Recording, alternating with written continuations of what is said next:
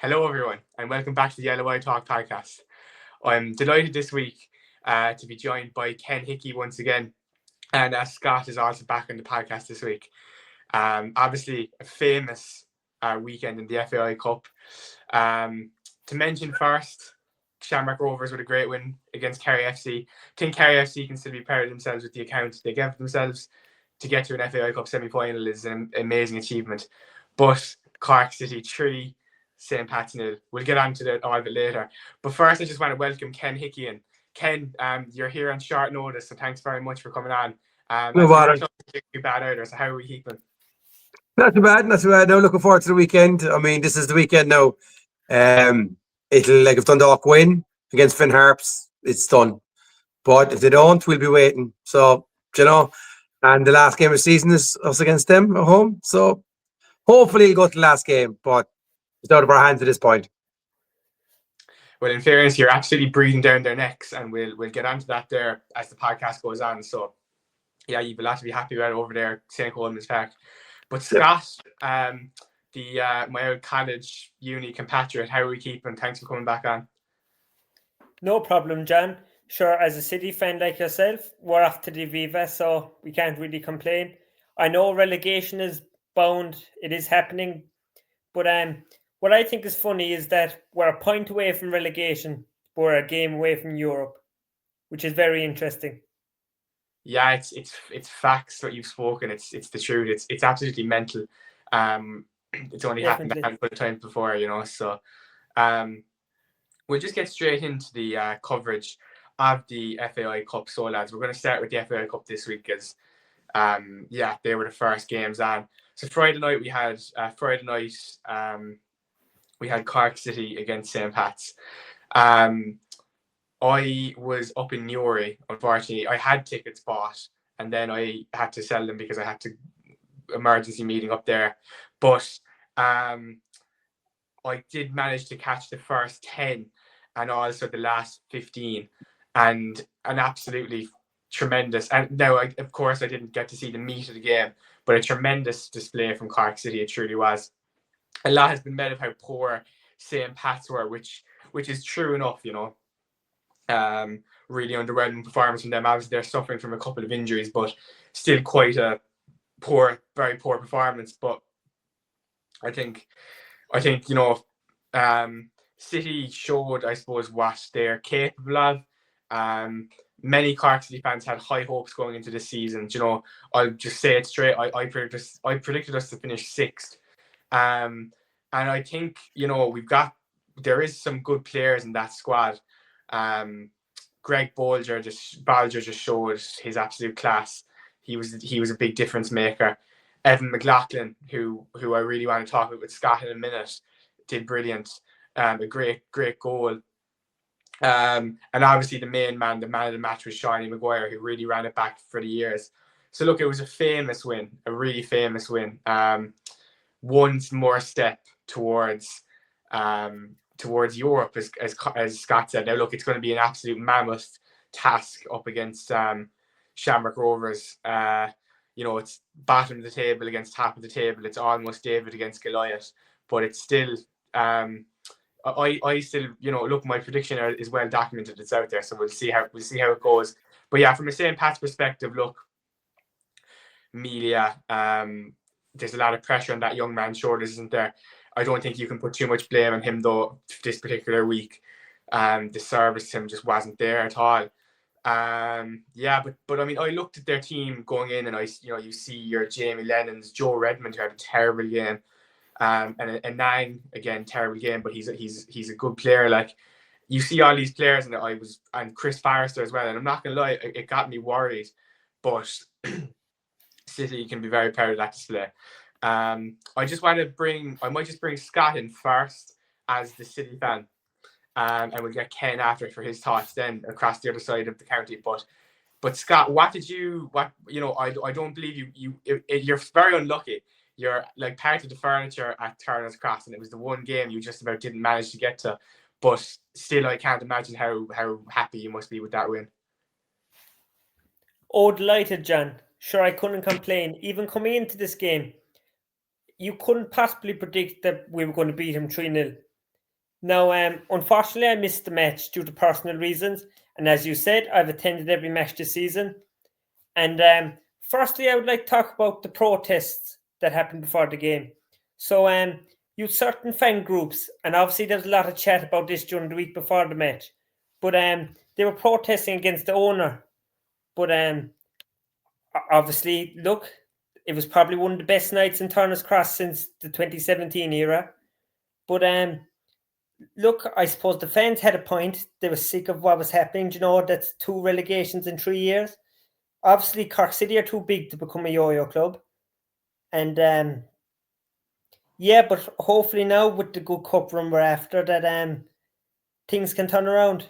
But I'd like to comment on the game because I've seen the highlights. Pets looked very poor to me. And obviously Evan McLaughlin had a brilliant performance. He had 2 great finishes. And obviously Sean Maguire's goal is to be respected as well. A nice goal. And overall, the whole City team should be proud of themselves. And it's a credit to John Nash and David Mealer and Mark McNulty and all involved in the coaching staff. I'd like to just congratulate him of getting City into the final. Shamrock Rovers is going to be a tough task, but we drew them 1-1, so anything could happen in the cup. We'll see what happens, John. I think it's a great, I've doubted Jaron Nash at times this season. You know, we got Declan McCormick on the podcast there earlier in the season. We both were saying like it's so, you know, when he, at that point he was up there with one of our worst managers of all time in terms of his record. But in fairness, he's really steadied the ship since then. We've had a couple of decent performances in the league, even making things, even though we're relegated, as you said, we're a little bit closer. And so it's exceptional, really, what Jaron Nash has managed to do. And I think, whatever happens next season, whatever about ownership, I think he's got to be given the chance to hopefully bring us back up next year. But anyway, I want to bring Ken in now. Ken, like, I know, you're going to be observing Cork City since it's the nearest club to you after your beloved Cobh Ramblers. So what did you make of this one? Well, I mean, I obviously I wasn't at the game. I was at our own game against Bray, but I've seen the highlights as well. And I just think, it's fantastic for City, to be fair. I mean, it's not something I'd say very often, but after having such a bad season in the league, I mean, to get to an FAI Cup final is massive, and as Scott was saying there, right, the bookies will obviously be heavily favouring Rovers, but on a one-off game, anything's possible, and the scenario where you could end up playing in Europe and being in the first division is just madness, to be fair. But if it happens, great. And even the financial side of things, I mean, you get more money for playing in Europe than you do for winning the Premier Division. Do you know what I mean? So there's all that aspect of it as well.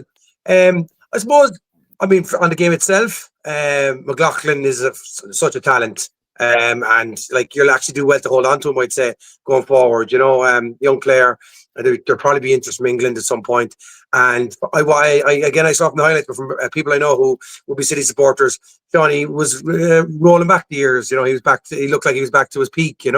Whether he can do that again in the first division next year, whether he wants to stay with City if they're in the first division next year, there's a lot of questions around City at the moment, and that's what I think for me as a kind of a outside observer, that's what I find very interesting.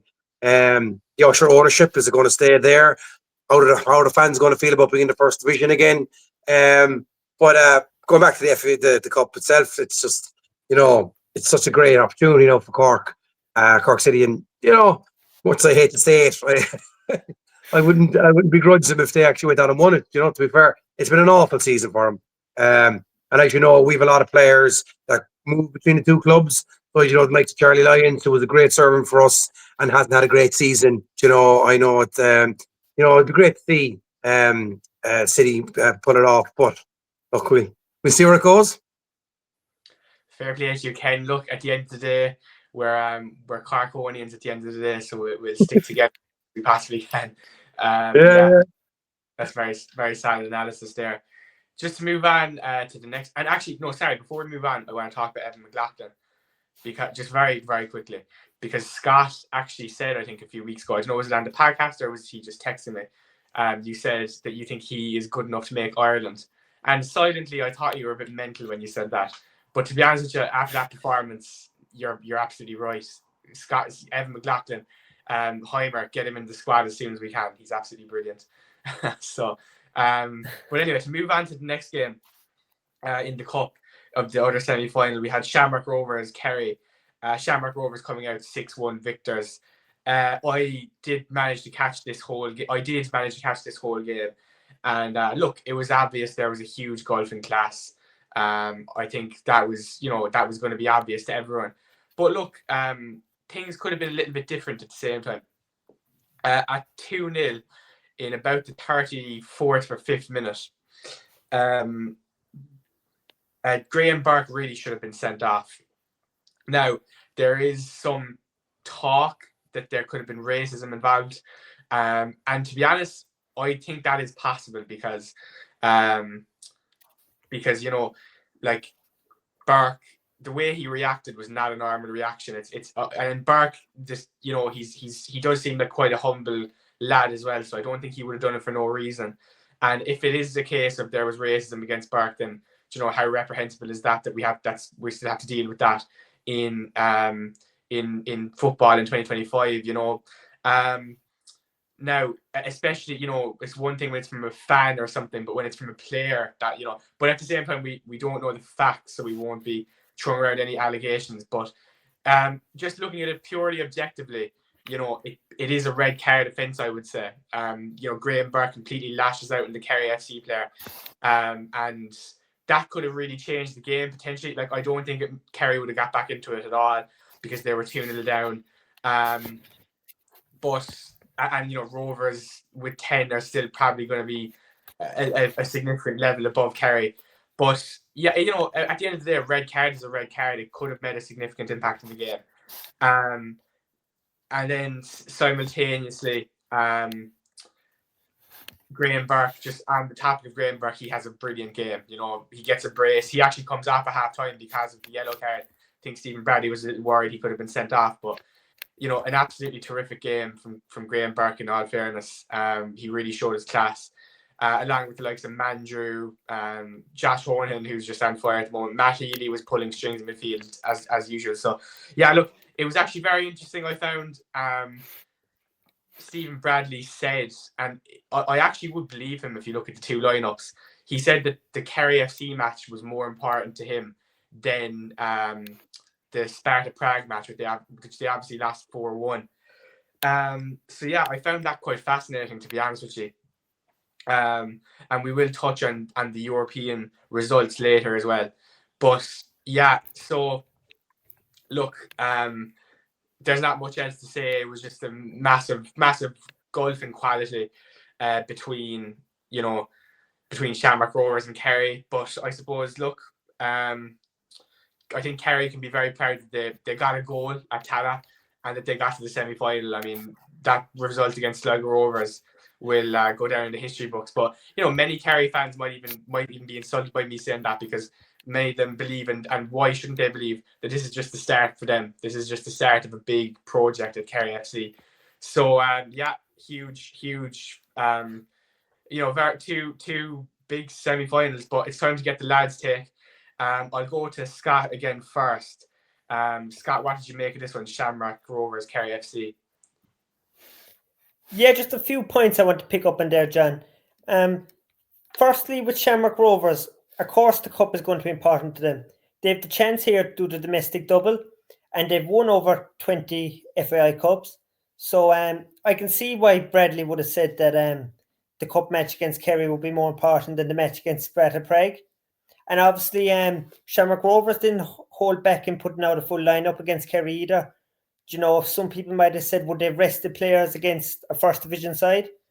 But no, in fairness, Kerry bought 1,200 fans, which was brilliant to see. It's great to see soccer rising in Kerry. And look, obviously, the incident with Graham Burke, I won't touch on it too much, but I definitely agree with you. It was definitely a red card.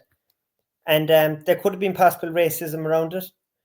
And one last point I'd like to pick up on is in recent hours, it had been confirmed that Stephen Bradley will not restrict the release of Michael Noonan. He's going to be playing for the Ireland under-17s in the World Youth Cup Finals in Qatar. And that's actually, the first game is actually on the 5th of November, if I'm right. And that would mean he'd missed their one Conference League game and he'd missed the Cup Final. But if he does want to play for Ireland, Stephen Bradley isn't going to restrict him. And obviously he scored a brace against Kerry yesterday. So that's an interesting point. That's a very interesting point, and I might put it to you, gentlemen, which is more important for him to play. It's actually quite a tough one, because at the end of the day, for the under-17s, he's still playing for his country, which is the ultimate honour. But, I suppose if he wants to get his profile up, then playing in the Conference League will probably do that for him more. He already has a Conference League goal. If he could get a few more, I would argue that would be actually better for him, for his profile, for growing him as a player. That's a fascinating one now. Fair play to Stephen Bradley for not blocking him, but Michael Noonan definitely has a very tough decision to make there. But anyway, Ken, what did you make of this game yourself? And if you want to have a little comment on that Michael Noonan situation as well. Yeah, I suppose the one takeaway for me was obviously the sending off incident. Obviously, I don't know. I heard nothing about that there had been some accusation of racism. I heard nothing about that, so I can't comment on that at all. I'm going to be a bit controversial here now, but I think it's something that you see an awful lot in the League of Ireland, where referees will not go against the bigger clubs. It's, if that was the other way around and a Kerry player had done that to a Rovers player, it would have been a straight red card. There would be no hesitation whatsoever. And I think a lot of it is to do with they're afraid of the blowback, the referee officials, they'll get from the bigger clubs. So if they give it bad, if they don't send off, if they send off a guy from a big club, they get a lot of hassle. If they send it off from a guy from a lower, perceived smaller club, then they don't. And maybe I'm a bit bitter being a Cobh Ramblers fan, but I see it an awful lot where referees will buckle under pressure in front of the bigger teams. So I've been taking out, as I say, accusations of racism. I'm assuming that that's not true, because I don't know, but it was as straight a red card as I've ever seen. So I don't know how he got away with it, to be quite frank. With Kerry in general, I think it's fantastic to see what's going on there. I think Colin Healy has definitely given them a bounce. They've had a great run, the game against Sligo in particular. They were amazing.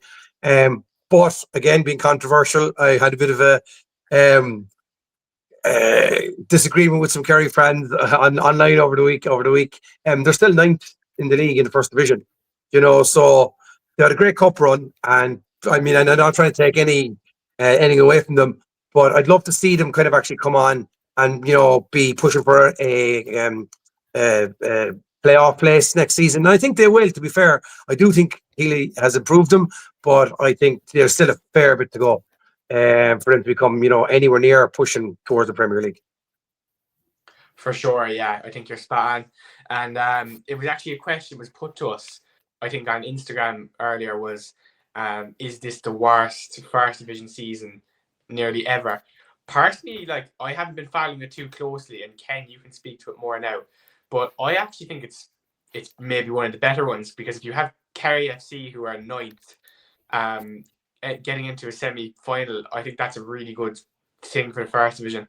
Also, I know that the quality that Treaty United have, we've had many of their players in the podcast, and they're really struggling despite their quality. And then you've got then you've got a decent title race in Cobh Ramblers, Dundalk. I don't know. I think I'm not saying it's, there's still a huge gap between the Premier Division, I would say, and the First Division.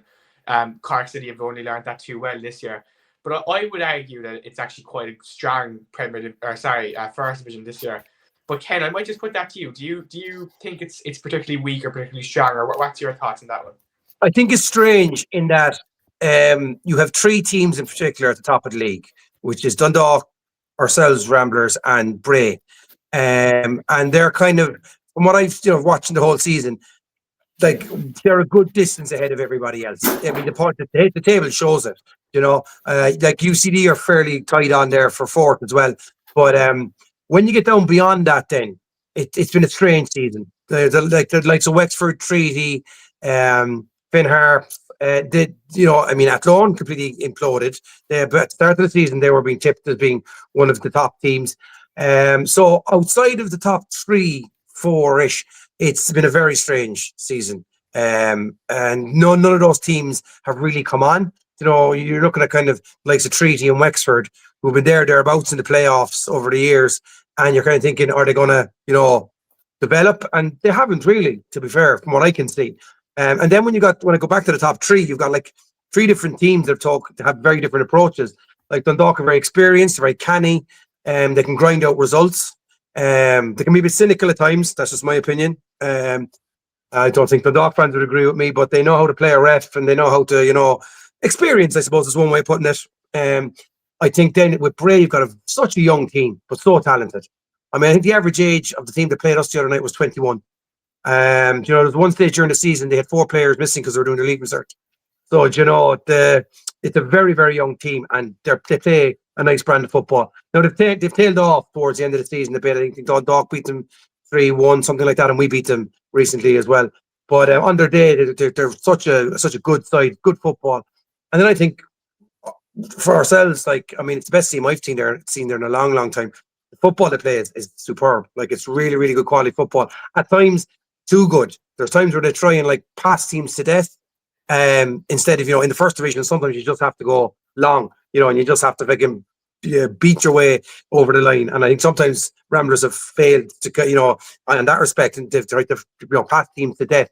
So it's been a strange season. That would be my overall comment. I think the teams towards the top of the league are actually better than a lot of teams in the past, but I think the kind of mid-ranking teams they seem to be worse. I don't know what that is, but yeah, that would be my overall conclusion. I think, it's the worst ever. I know I wouldn't agree with, but so that's basically it. Yeah, I think that's a very fair analysis. Yeah, it's definitely strange. But worst ever, I think, is a bit strong. Yeah. We're just going to move on, lads, to the Premier Division results. Obviously, due to the Cup, there was only 2 matches in the Premier Division this week. They were Waterford against Drogheda and Derry City against Sligo Rovers. Waterford picked up a really good win, possibly a new manager bounce there, as they beat Drogheda 2-0.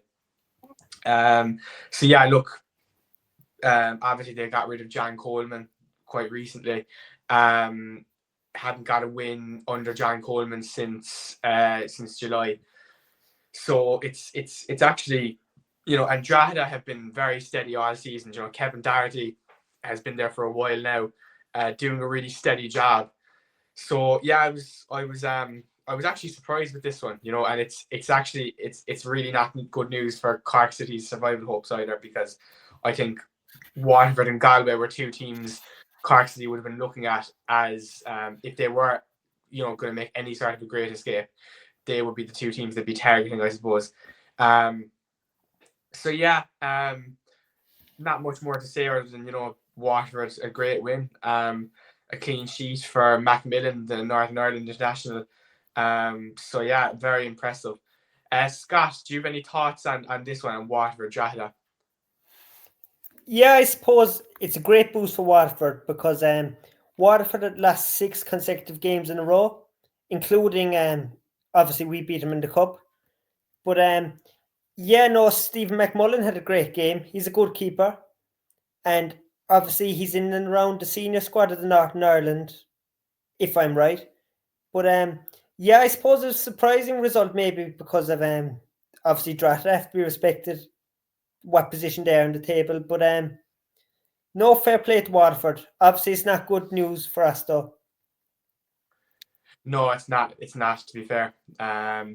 Ken, I might just ask your thoughts on this match, and I might put you now. Waterford look in a much better position after that win. But if Waterford were to come 9th, would you be confident that Cork beat them in a playoff? But also, if you don't mind, thoughts on the match. So go ahead there. Well, I obviously from a Cobh position, that's what we're looking at. Do you know what I mean? When we look at the bottom of the Premier Division, we're looking at, who do we fancy? Who can we actually, fancy in a one-off game? And at the moment, like, you've got Galway on 34, Waterford 37, Sligo 37. Now Galway have a game in hand, so it's just, yeah. So looking at the three teams there, like Sligo, Waterford, and Galway, basically, I just think Waterford would be the one that I'd most like. Sligo play some very good football. They score a lot of goals. I think they'll probably be okay. And Galway are a big physical side. Caulfield knows what he's doing. Like, I mean, I wouldn't fancy them either. But I just think, as I said, we played Waterford in the promotion playoff 2 seasons ago, and it went extra time. So, I don't think any of our players have any fear of playing Waterford. So yeah, that's the big takeaway from the 2-0. They've given themselves a bit of a lifeline, but they're still right in the mix. So there's 3 teams there that basically any one of them could be in the playoff. Absolutely, it's 3 teams that you very well could be playing. Yeah. I suppose with respect to Waterford, of the 3, they're probably the ones that are most used to the first division. So I can see why they would be the one that you probably want to face the most if you could pick any. But look, 3. I think Cobh are brilliant and could on their day could beat any of them 3. Equally though, it's 3 Premier Division sides at the end of the day. So look, we'll see how it goes. The next Premier Division game for us to cover, lads, was Derry City versus Sligo Rovers at the Brandywell. It was a late goal for Derry City to win it. Sligo were, our Derry City correspondent, Ono McConwell, said that it was, a 90 minutes he'll never get back, basically. A really poor game. But at the same time, very, very impressive, So, I think obviously Derry are probably regretting the sale of Evan McLaughlin after his recent performances, as we alluded to earlier, potentially could find himself over in England or in maybe Shamrock Rovers will tap him up next year or something like that. But they're look, I think I do see Derry on their farm. I think they will just about edge that second position. Bows looked really strong against Rovers as well. But I do see Derry. I believe in the Tiernan and Lynch project, basically. He hasn't. He made a few decent signings, your Liam Boyces of this world and stuff in the last window, but he hasn't really managed to get his team out there yet, in my opinion. And when he does get his team out there, I think he'll really challenge anyone at the top of the table. So, really impressive from Derry. And Sligo with a minor setback now. Now, look, I think they still should be fairly safe. I think they're still about 4 points separating them and Galway, maybe with a game in hand or something like that. But it's still they've got to watch themselves so they don't end up going down. But we'll go to Scott first. Scott, how did you see Derry against Sligo? Yeah, it's a good result for Derry, definitely. Now they're 4 points ahead of Bohemians now. So, Derry are on track to be runners-up. And obviously, I say they've nearly secured Europe. In theory, Sligo should be safe. Obviously, they have a better goal difference than Waterford. But nothing is definite. So, we don't know yet. But the one thing I always thought about Derry, and what maybe could have stopped them from challenging for titles, I always thought the squad lacked a bit of depth and lacked a bit of youth. But that's just my opinion. But no, in recent matches now they're picking up on their form.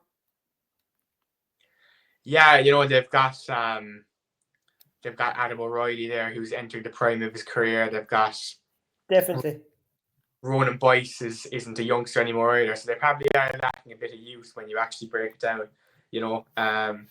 Even their major signing, as I said, was Liam Boyce, who's a veteran at this stage. So they could maybe an old James McLean type talent needs to come in there and shake things up. Michael, obviously we can't talk about Derry without talking about Michael Duffy either, what a player. But Ken, what did you make of this one between Derry and Sligo? Obviously Sligo, as we touched on there, is another team that Cobh could potentially face. But how did you generally, what did you think of this game? I kind of actually echoing a lot of what you said as well.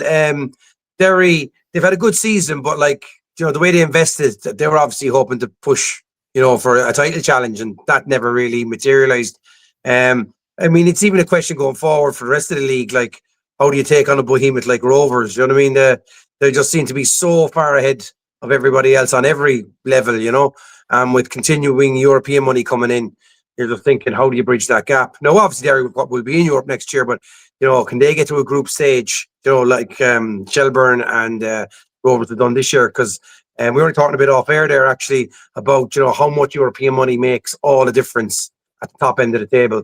And the difference it can make to a club. It's, from a Ramblers perspective, we can only dream of being up at that level. But, and then with regard to Sligo, to lose 1-0 up at Derry isn't the worst in the world. All right, they're kind of dragged into it now as well, that, with Galway's game in hand, you could see a situation where all three of them are on 37 points. But I just think when I've watched them this season, they still score a lot of goals. They and from a playoff perspective, that's what you don't want. You don't want to be coming against a team that can score goals, because they will score against you. You know what I mean? They're used to better defenses. So overall, I think Sligo will be okay. And I think just Derry, you'd hope they can kick on from here. As you were saying earlier on, if the manager can get his players into, in the team he wants, it'd be great to see someone really put it up to Rovers next season. Absolutely, yeah. Obviously St. Pat's and Shells have really underperformed this year, and they were supposed to be the big challengers to Rovers. So maybe Derry, there's a bit of a gap in the market there. Derry could be that one, but Rovers definitely seem to be really ahead in every department. All right. So, that's the challenge that Cork City faces in the next few weeks. But we're just going to move on to the first division now. That's the results. I'll just read out the results first. Treaty United 1, Longford Town 2, Wexford 0, UCD 3, Athlone Town 1, Dundalk 1, and Cobh Ramblers 3, Bray Wanderers 1. Ken, I might just go to you first as our current first division correspondent. Look, it's a fantastic match week for Cobh. Really brilliant. To be essentially the third best team in the league. I do believe still, as you said, Dundalk win it, and that will be all she wrote for the first place. But very much in the running for to get into the final playoff. So how do you see it? How do you see this first division week and how it went? From a Ramblers perspective, it was fantastic. The only thing that could have been better was if Dundalk had lost. But Ramblers played exceptionally well. As I say, Bray are a good side. At times they showed their quality with some good move, some good play. But Ramblers just, particularly since the transfer window, they brought in again another ex-Cork City guy, Dylan McGlade in particular, has really shone. He's playing on the left wing. You just don't know what he's going to do when he gets the ball. Don't know whether he's going to go inside, outside. He's brought a real kind of cutting edge to the team. Barry Coffey, got another goal, 25 goals now. My big worry is will we be able to hang on to him if we don't get promoted. That's one big worry I do have, is that if we don't get promoted, there's at least half a dozen players in that team that will not be stuck for other suitors coming looking for them. Particularly with Cork City coming back down to the first division. I think I said it the last time I was on the podcast. I thought letting Barry Coffey go was a bad mistake from Cork City. I think he would have done a real job for you. Obviously I've seen him up close all season. I think he's an outstanding player. So the rest of the games, Longford beating Treaty. Again, Treaty are in 5th place still. I think they're just hanging on. You wouldn't have expected that result. But again, as I said earlier on, when you come down below kind of UCD, the rest of the division, a lot of teams that you would have hoped that you thought would have kicked on haven't. So Treaty have been hovering around 5th all season, but they went to 13 games with only 1 win. I think we had the manager on recently, and they were on a terrible run. And to lose at Longford, even though Longford were a whipping boy for a couple of years, but they've actually been a lot better this season. So that was a kind of a bad loss for them. Wexford, again, are another team. They're actually our bogey team. They're the team we don't want to see get into 5th because we more likely play them in a playoff. Like of the 4 games we played in the season, they beat us twice. I don't know how, to be honest with you, but they have. But I think Mikey Rowe got sent off in that game, so I think it was a 1-0 at that stage. So they were down to 10 men for a long part of that game. And UCD, as I said earlier on, they're a good side. You know, they've kind of been sitting there in fourth more or less all season. On their day, they'll beat anybody. You know, they play a good brand of football. Typical UCD, you know, they play a good brand of football, but very hard for them to build anything because, you know, they're moving on from and take a huge amount of player turnover. So, yeah, so that's basically the way I see it. Yeah, I suppose it would be the real tussle is between Treaty and Wexford. When you point between them now for the playoffs, and even Longford are sneaking up there on 39, so they're only 3 points back. So, you know, with 2 games to go, it kind of anything's possible. But as I said, Wexford is the one we want to avoid if it does go to a playoff. Yeah, that's understandable. Yeah, definitely. I mean, look, it's a very impressive season from Cobh. And I think it would be good, like, to have another Cork club, another Southern non-Dublin club, really, Premier Division. You know, because sometimes that's a big complaint from kind of average, real dedicated League of Ireland fans, is that it's too Dublin centric. So yeah, I don't think. I think bringing Cobh up would be really healthy for the league, to be honest. Keeping, because Cork City are going to go down, so it's keeping a Cork presence in there. You know, Scott. So that, you know, we've gone through the first division results there. It's very likely that this is our future for next season, that we'll be taking a more special first division. So what did you make of these results? Yeah, firstly, I'd like to say to Ken that obviously Dundalk drew with that loan, so now you're going to be hoping for Finn Harp's masterclass against Dundalk. Finn Harp's helped us along to the Viva, so hopefully they can help you out, but it's going to be a big ask based on Finn Harp's form. So I say Dundalk, they probably will win it in the next round of fixtures. But you were talking about Dylan McGlade. Like, I remember him playing for Cork City when he first came, and I was at a match where he scored 4 goals against Bray Wanderers. Like, his talent for the first division is unbelievable, and obviously he went over to Australia then, so maybe that did him good. And Joe, it could have been good maybe for his footballing career and his skills. But even Friday night there when he beat Bray, it was 3 City players that scored for you, if I'm right. John Ex-City player. Murphy. Yeah. They'll always be my own. Yeah, absolutely. No, but in fairness, like Barry Coffey's been unreal. And then you have, as I said, Keane Murphy, wasn't it, that scored? He did. And John scored as well. He literally came off the bench and scored straight away. Yeah, what you call him? John is. It was his first League of Ireland goal as well. That's correct. Yeah, he's a good young defender. He is. Yeah, and touching on the other games, then UCD beat Wexford 3-0, and Wexford had a red card. But obviously, the students always have to be respected, as you know, Ken, from following the first division. They're always in and around the playoffs, and even when we were there, Cork City, you always have to respect them. Yeah. And then Longford beat Treaty, which our boss John, I don't think he'd be too happy. But yeah, Longford have really been dodgy this season. They've never made any. How would you say? They never made any attempt really to get into the playoffs. No, but the one thing I would say in defence of Longford is, like, they've been the whipping boys for the last couple of years, as in, like, they were detached at the bottom of the league the last 2 or 3 seasons, and like they're now kind of, I know they're a bit back, but you know, now maybe this is because that loan have been so bad this season, but you know, they've come on a bit. Do you know what I mean? Not a huge amount, but enough to be kind of in and around the playoff places. But I mean, having watched them a couple of times, they're still not a great side, but you know, they seem to have found something. Just, you know, because I mean, last 2 or 3 seasons they were just a shadow of a side, you know. And I would just like to touch on what you were saying to me, John, about Cork City getting relegated. I honestly think that Cork City will win the first division next year. I think, like, look, we're not going to walk it. You saw that last time, that when we were in the first division. We weren't hammering teams, but we were getting respectable results, your 1-0s, 2-1s. And I think it could be similar next year. But the biggest question with Cork City is how many players will we have next year that we have in this year's current squad? Obviously, there's a few contracts running out and different players that mightn't want first division football. It's as simple as that.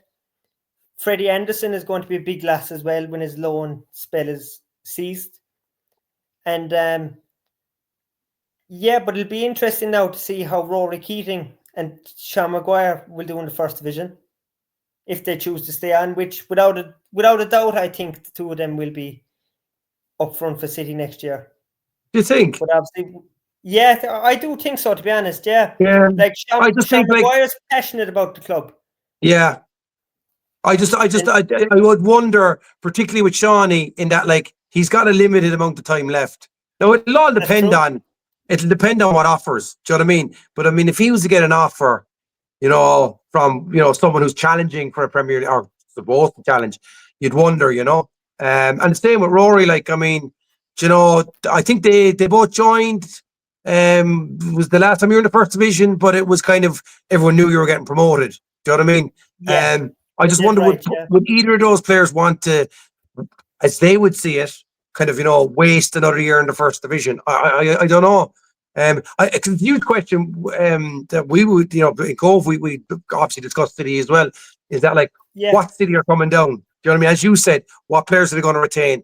Where's Usher going to be in all this? Do if they come down like they did last time they were relegated, they will just bounce straight back up because they had the players. Do you know what I mean? And but I just think with another relegation again, and what's the feel around the club, and I agree with you. I think they would have a very, very good chance. They'd be the cast iron favourites to win it next season, except if we didn't go up. I think it would be a very, very tight race between ourselves and City. If we kept the players, because the issue we have is, we wouldn't pay the kind of money that Cork City would pay. Will we be able to retain our top performers? So yeah, it's good. Either way, it's going to be very, very interesting. Absolutely, lads. Go on, Scott. Yeah. No, what I think is going to be interesting next year, if it's a thing that Usher is put out the club or he leaves the club, like Forest are the best in the world. Obviously, people will know Forest are the group that ran City for many years, and they really are dedicated people.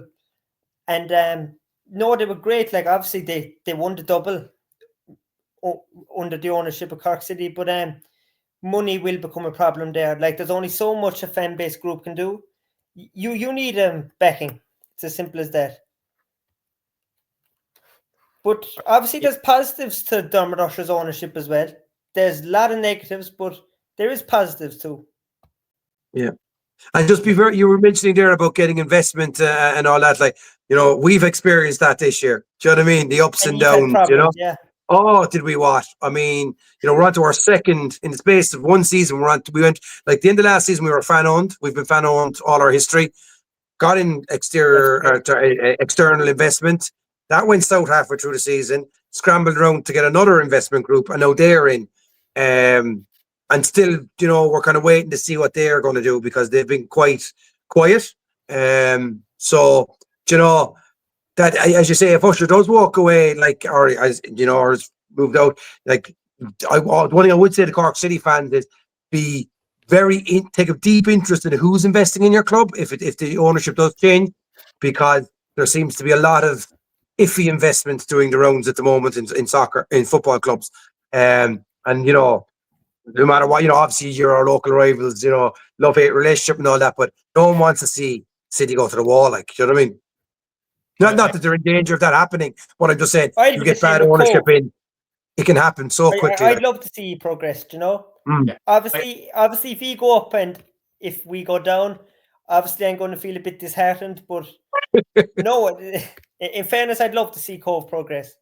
Yeah. I agree with you, Ken. I think you have to kind of be careful what you wish for, Yeah. To me, the main valid concern for Usher is the ticket prices. Like they're very extortionate, They're the especially highest in the league.